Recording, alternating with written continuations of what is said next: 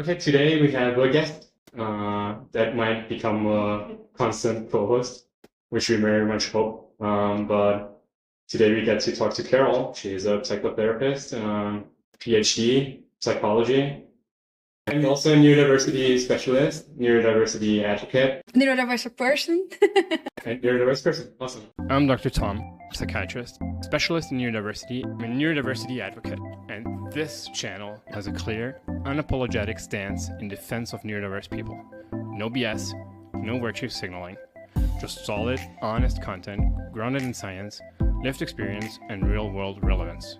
If you're tired of cliches and want strong, actionable ideas that challenge stigma, clarify concepts, and empower neurodivergent individuals and allies alike, you are in the right place. I was self-diagnosed.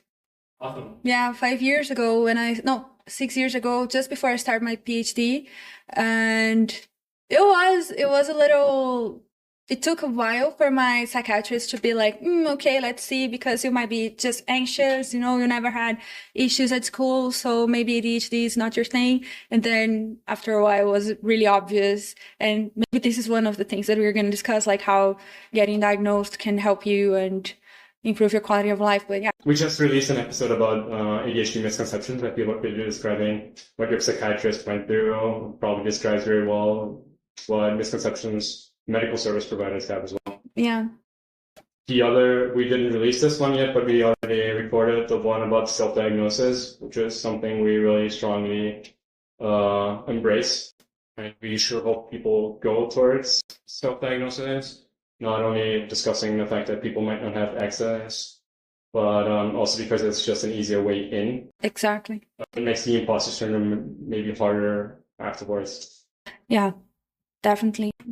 Yeah, I was just going to say the same thing, that we just recorded a whole section about self-diagnosing and using that. So, Was you also self-diagnosed, Karen? no, not so much. Actually, for self-diagnosing, it was more depression, anxiety. Like it started there. The neurodiversity part was obvious after it was mentioned to me, but it wasn't something that I was. I mean, sure, you see like things on social media and you're like, oh my God, I relate to that. But I don't think I fully self-diagnosed, and to the point where I was like, oh, I am that. I was like, oh, I relate to these things, sure. But no, I was more focused on the anxiety, depression side first. I want to share a bit about my story here. I also self-diagnosed, and I feel like I was already a psychiatrist when I self-diagnosed, and I still feel like I kind of lack professional validation, but I also strongly feel that I don't need necessarily to have professional validation. But it's really funny to me because I've been a psychiatrist for a rather long time before self-diagnosing, and I want to say, like, to me specifically, living in Brazil and using the Brazilian educational network, considering I did my residency in psychiatry at the best hospital in Latin America and the best University of Latin America. We still were a bit delayed, so I started my psychiatry residency in 2015, and the new DSM is from 2013. So considering Brazil, things get here a bit slower. I guess it took me a few years to understand that the criteria for neurodiversity have changed. And it was not an active part of my residency program. So unless I would have gone into child and adolescent psychiatry, I would never have had a chance of understanding the diagnostic criteria. Which is crazy, right? Like, it's so prevalent. We know that the prevalence for autism alone has grown, and it hasn't grown just because of social media. It has grown because people are actually getting to know what autism really means. And the same with ADHD. And of course, we have issues with social media and brain rotting and things that make you have ADHD-like symptoms. But it's insane that psychiatrists, like the average psychiatrist, will not look at an adult and think, oh, this might not be just anxiety and depression. This might be something else. This might be structural, Just because the person has already grown up, they don't have like the necessity to be diagnosed. Like, what's that about? And it also reflects on the educational psychologists as well. Like, I've been out of psychology school for almost 10 years now. I feel very old. But back then, I remember my teachers in educational psychology and developmental psychology, that they would say like, hey, that it's absurd that schools are diagnosing like 10% of their students with ADHD or autism or any type of neurodivergency, and not high giftedness, right? And not giftedness, just ADHD or autism.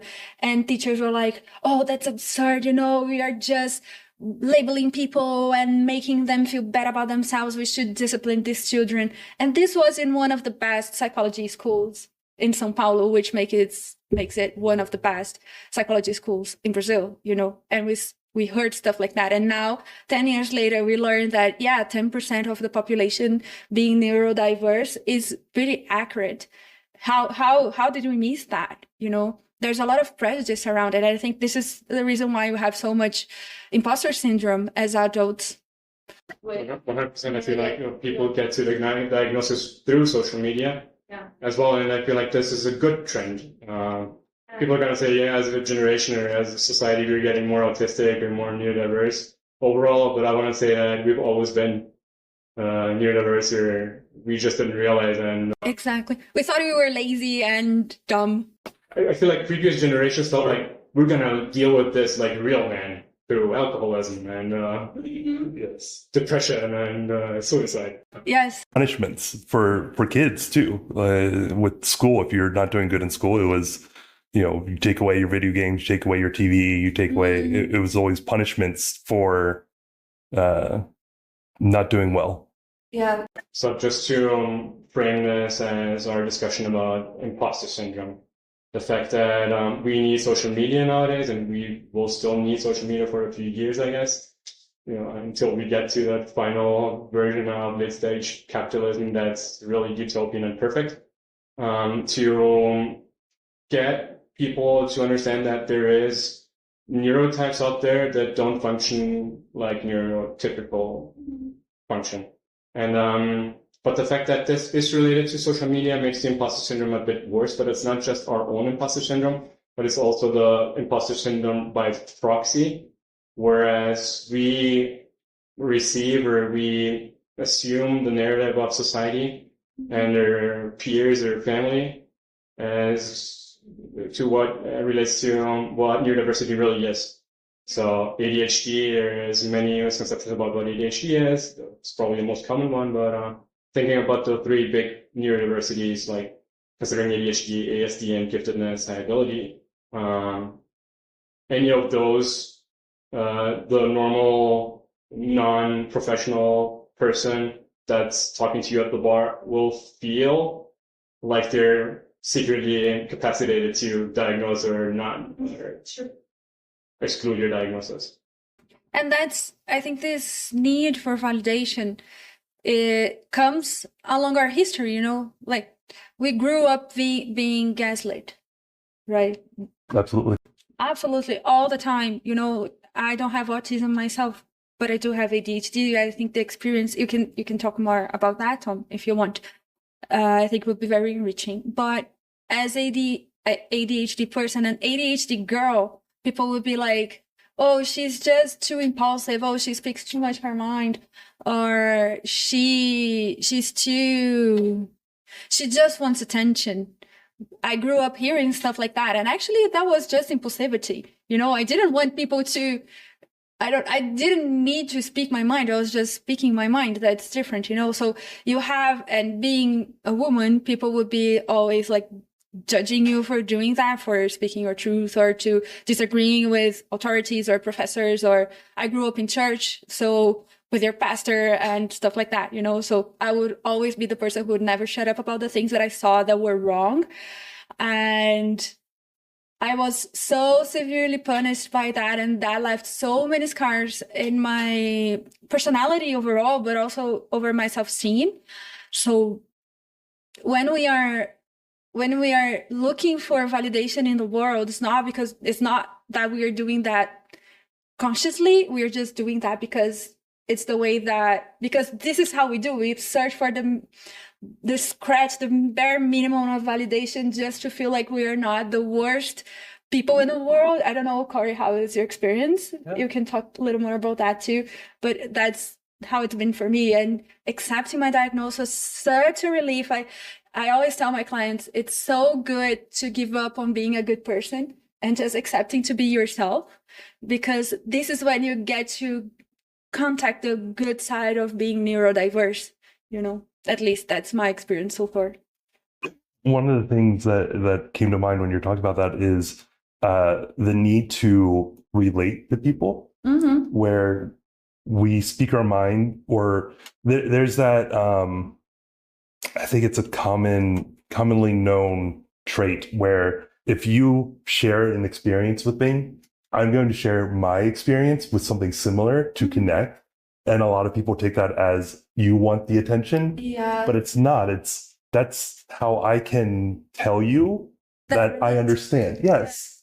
So speaking your mind sometimes isn't for that reason. You're just trying to connect on a human personal level with someone, saying, yeah, I'm similar. I understand your plight. Yeah. But being neurodiverse and being a woman, there we basically believe that women are more severely neurodiverse overall. So if you look at the ADHD scores and the ASD scores, women always have more points in a bad way. But I feel like this pretty obviously means that women are harder to diagnose. So once you diagnose a woman, you're gonna have a more severe score, but they have to be hurting so badly. Yeah. If Because they're they also get so good at masking. yeah, exactly. Yeah. So being diverse, being of any different kind of diversity, minority, that is already another confounding factor, as being gifted is also a confounding factor. But being a woman also is really important. Yeah. And maybe it's not, I'm just raising a probable issue, but you guys can disagree with me. I'm just thinking out loud. Maybe we score higher because it takes us longer to admit that there is something fundamentally off with us. You know, like, because we get so good at masking because society makes us, for us to even consider, maybe this isn't me, maybe there is something within myself that I should have dealt with. And then I raised the question, maybe I'm neurodiverse. You know, for you to get there, you have to be in so much distress. And maybe the women that search for help or search for a diagnosis, they are just these ones that cannot mask anymore. Consequently, those are the more severe cases. I don't know if that's your experience as a psychiatrist. I'm just something that popped in my head as you were speaking. Yeah, I feel like as a psychiatrist nowadays, I actively try to seek out neurodiversity as we should, because the DSM specifies that you need to understand whether or not the person has a neurodevelopmental issue. And if you do not exclude that, you are kind of not entitled to make a different diagnosis. It's kind of also true for SUD, substance use disorder. If you're depressed, but you also use alcohol in terms of the DSM, you're not allowed to make a diagnosis of depression. So this is the way we also should use neurodiversity.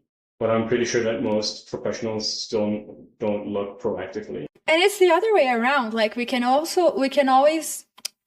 diagnose you with ADHD if your anxiety is under control.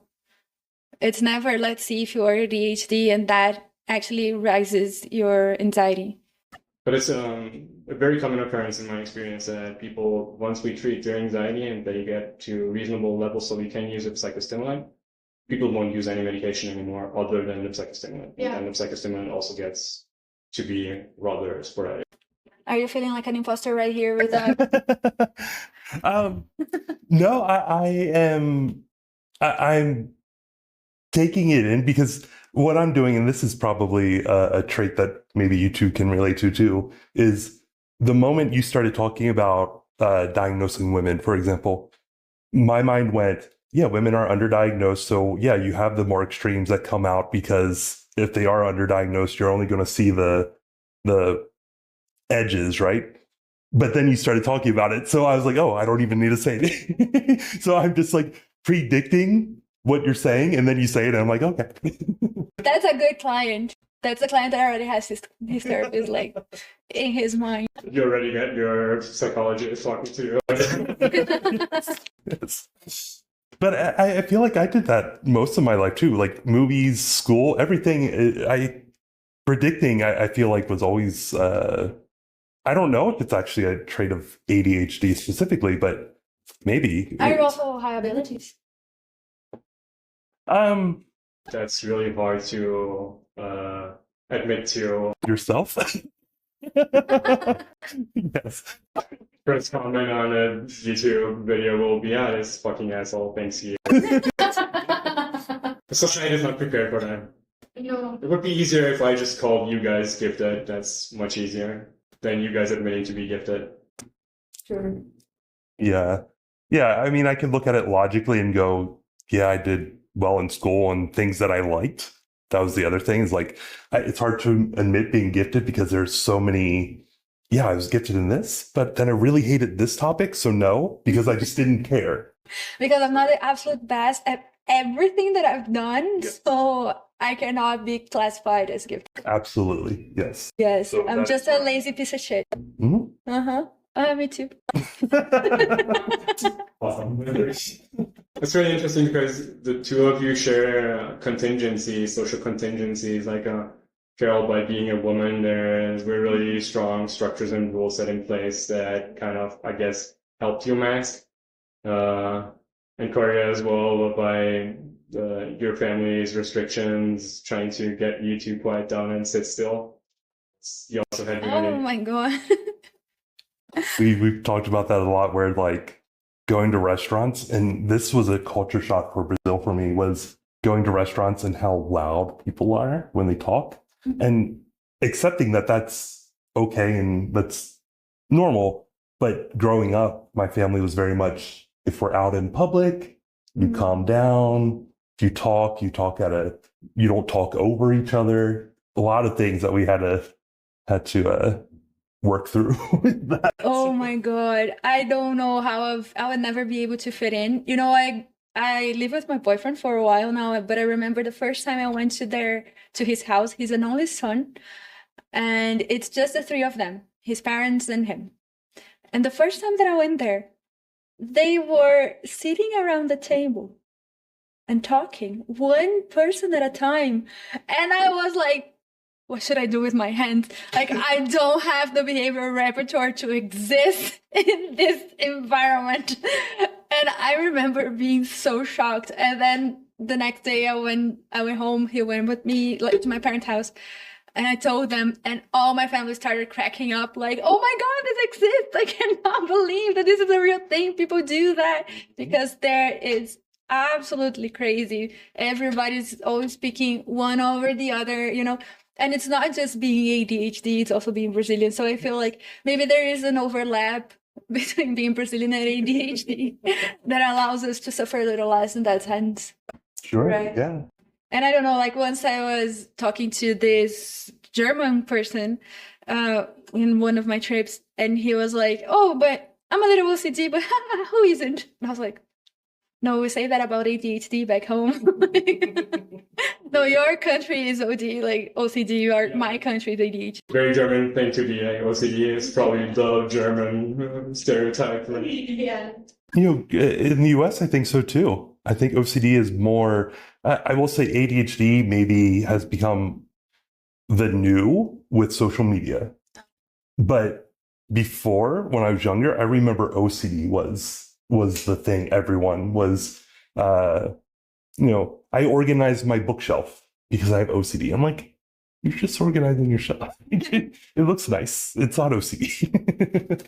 But yeah, I like I said, I think it's changed to ADHD now with social media being more prevalent. But I remember OCD was a big American thing too for a while. We have to consider that these kind of structures that help us mask, even though they have very high costs in terms of emotional energy and psychiatric comorbidities, they might still make the imposter syndrome worse. So if you're from a society where you feel like OCD is kind of the go-to, or if everybody's ADHD, that just invalidates you more. So understanding that once you get self-diagnosed or you get assessed professionally, you will have struggles in terms of understanding whether or not what's happening is real, whether or not it's valid. So many of my patients go through weeks and weeks of trying to redo their assessments, trying to focus on being extremely neurotypical or being extremely neurodiverse in the testing. But the thing about the structure they had before is that they now have a precedent about what they were capable of doing without having a diagnosis attached to it. And now the diagnosis is a relief that comes with very much a lot of grief as well. And fear. Sure. And if you're going through this initial phase, society 99% of the times will tell you, you're wrong. You just TikTok diagnosed. Fuck that. Not worth it. You just disconsider it. And people feel like judging you based on the outcome, based on what they see on the surface, is enough for them to make a decision on your underlying condition. So they would easily just go ahead and say, hey, you don't seem autistic to me, even though they obviously have no training and they don't know what kind of damage you do by saying this. You see that a lot with comments online. When there's reels and videos, you'll see a lot of comments. Oh, that's not ADHD. That's not autism. That's just this. And the thing that I always think about first is that when those people are making those comments, they're seeing a glimpse of someone's life. They're seeing very few videos, very few pictures. They're not seeing everything. They're making an assumption based on a 30-second video you make of you talking about it.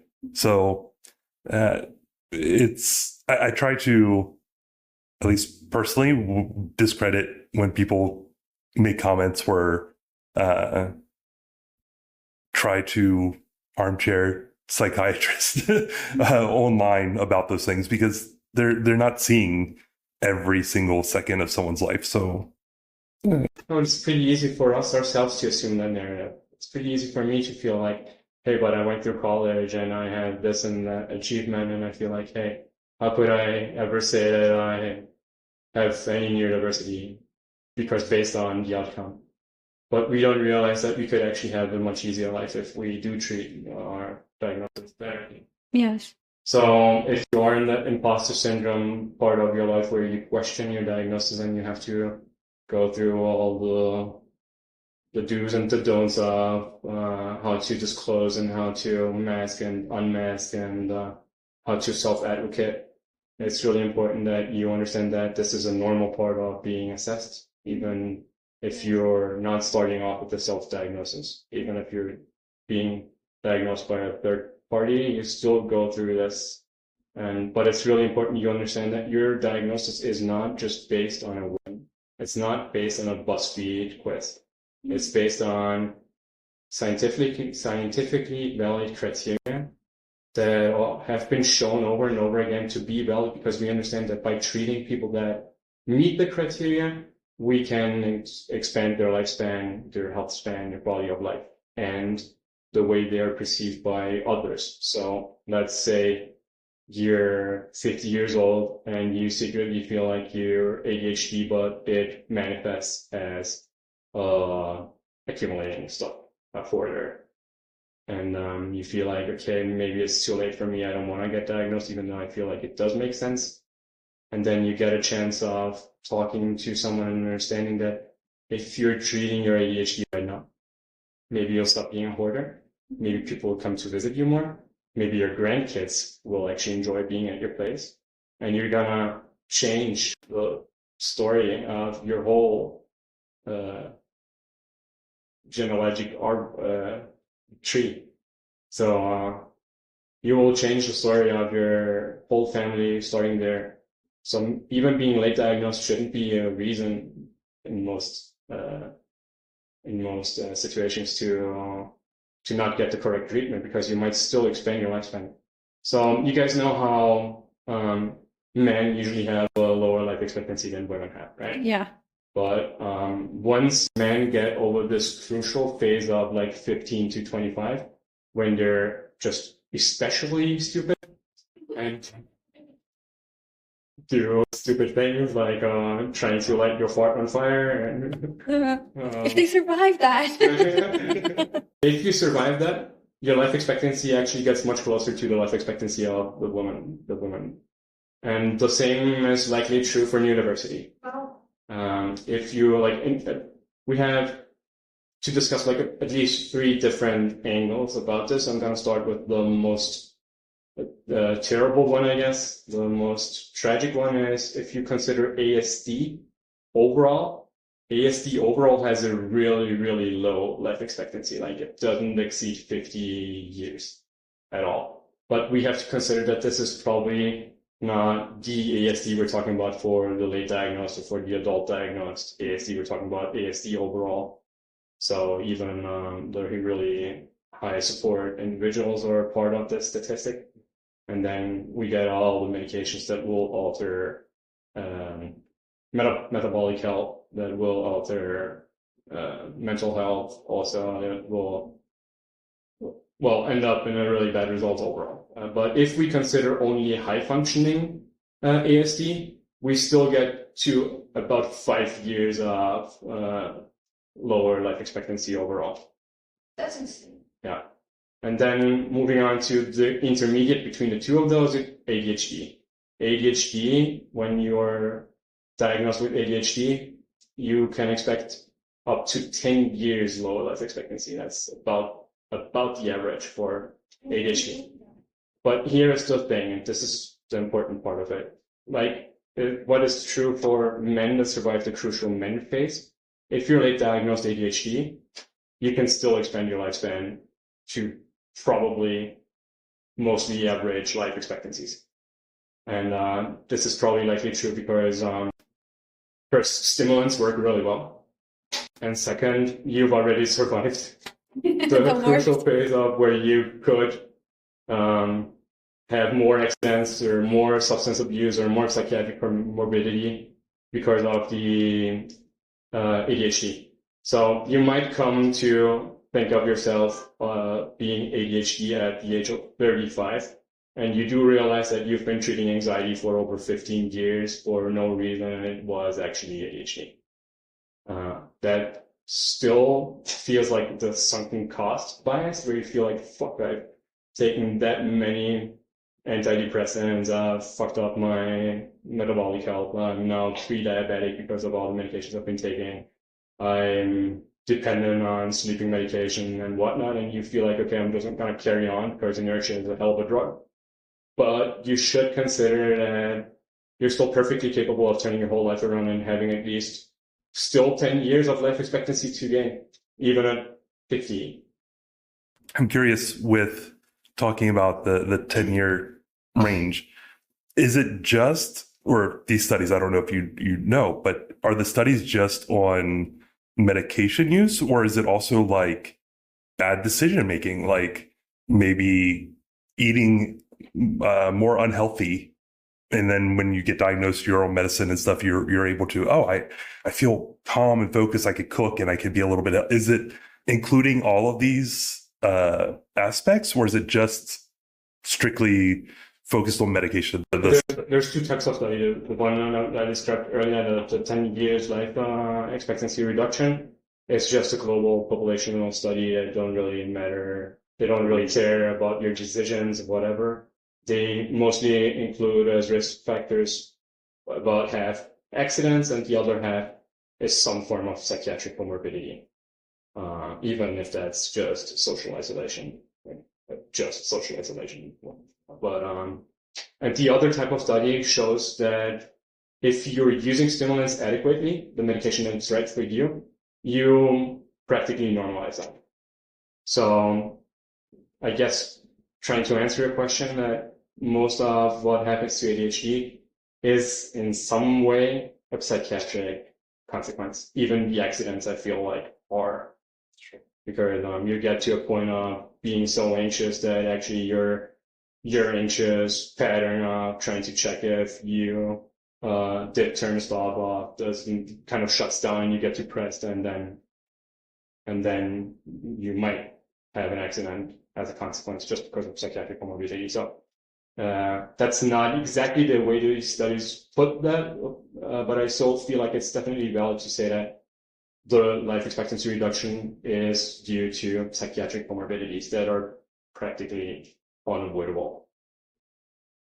This is also what we see when we start treating even late diagnosed ADHD with stimulants.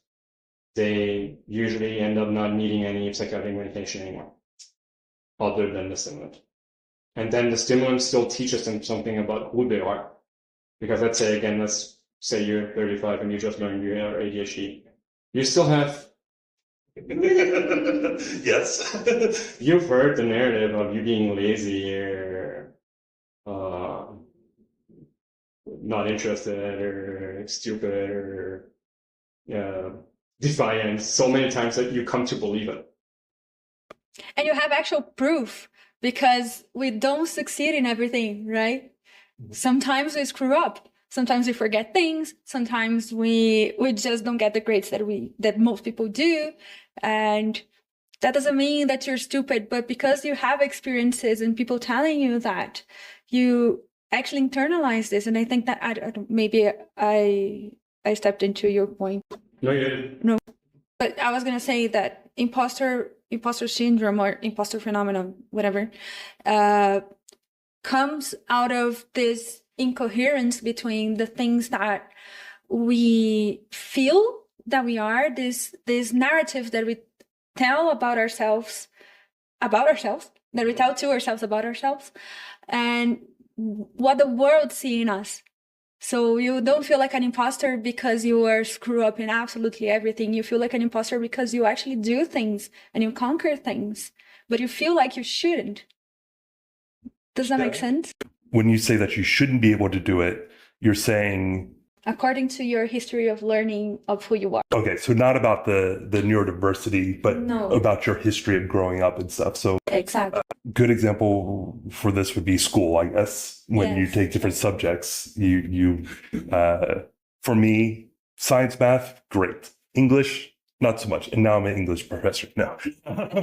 Living in Brazil, speaking Portuguese fluently. Right, but so I definitely internalized from a very young age, because I had there we go. Was one of the signs for why I was diagnosed. When I was starting school, I had to take a special reading class, and it wasn't so much that I couldn't read; it was I was not interested in reading. Mm-hmm. But the school took it as I couldn't. So they put me into a special class for reading. This could have been sign number one for my family. My family did not understand what neurodiversity was back then. Back then, dyslexia was already on the rise, right? Everybody was dyslexic. So since that point, I always had the understanding of like, I'm not good at reading. I'm not good at English. And because it started when I was 6-7 years old, because that's when those classes started. Even through high school, I was like, I'm just not going to do good at English because I'm not good at English. Because when I was 6, right, I had to take this class. Yes. Yeah. So the buildup of you're not good at this right now, lasting so long. Maybe I was good at English in high school. I don't know, but to me, I don't know. This is insane because you were there and you can actually not pinpoint if you like, oh no, that would tell me that I was good, or that would tell me that I had a hard time with English. Like, because you were not aware of that. You're not orienting towards noticing. And this is the problem. When we talk about imposter phenomenon, we're talking about self-esteem issues. You know, we learn about ourselves by people telling us who we are and seeing the correspondence between the things that we do and the things that we understand about the things we do, but also we derive from multiple experiences. And if from a young age you are oriented towards noticing the things that you are not good at, it's safe to say that you will have a low self-esteem that's going to bring you some horrible issues and leaves you more vulnerable to a number of things like abusive relationships and stuff. But when you are ADHD, I feel like this it's impossible to not live through that, at least in our generation. Hopefully younger generations won't go through that, because we'll be able to diagnose them earlier and actually name, hey, this is not laziness, this is your motivation issue. Right.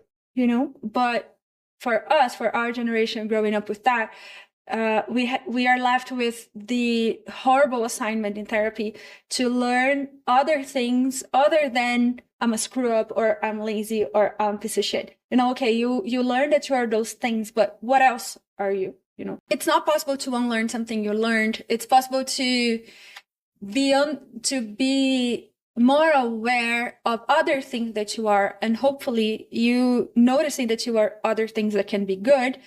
This will strengthen these narratives, and these narratives will actually control you, the things that you do, instead of you're a lazy piece of shit. I know this is your specialty, but I want to set you up for this.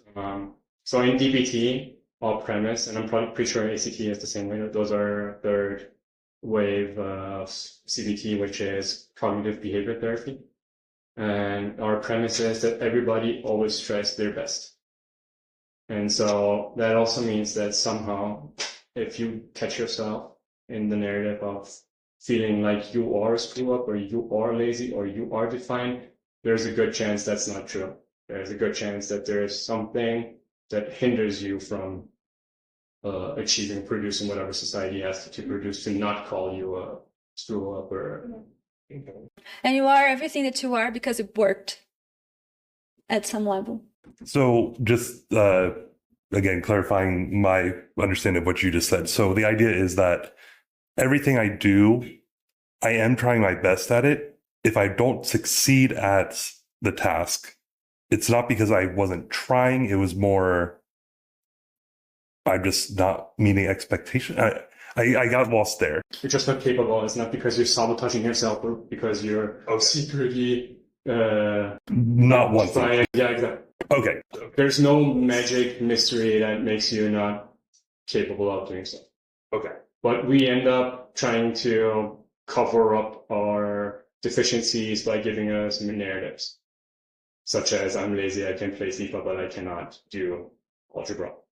Okay. You're creating excuses to yourself for why you can't do something. It's not that you can't. You're just giving yourself excuses not to. I would just change the word excuses for searching for coherence. Exactly. Okay. Because when you say excuses, looks like you're looking for a way out.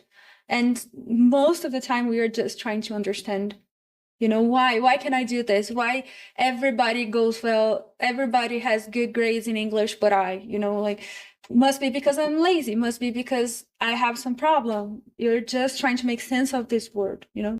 That's exactly the way I would put it. You try to make sense of your lived experience, and then you need a narrative. Yeah, a coherent narrative. Not you're gifted. Because being gifted after all those experiences would be like absurd, because you heard so many times that you're a failure. How can you be gifted? You know, this is too incoherent. This is why it's hard for us to admit if we are high abilities or not.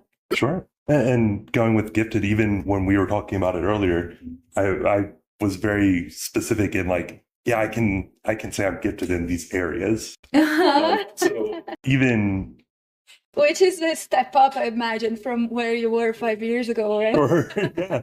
But still not even to the full extent of admitting it, you know?